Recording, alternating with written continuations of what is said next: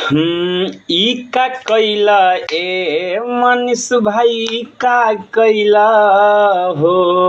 तू तो मीडियो के बदनाम कराई दिहल नवो हंसवाई दिहल हो।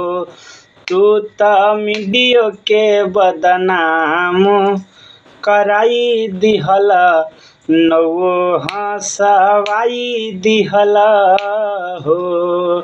अच्छा रहले ए मोदी जी अच्छा रहले हो।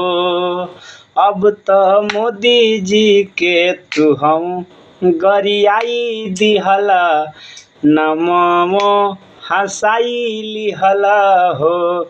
अब तो मोदी जी के तू हम गरियाई लिहल नमो हंसाई लिहल हो।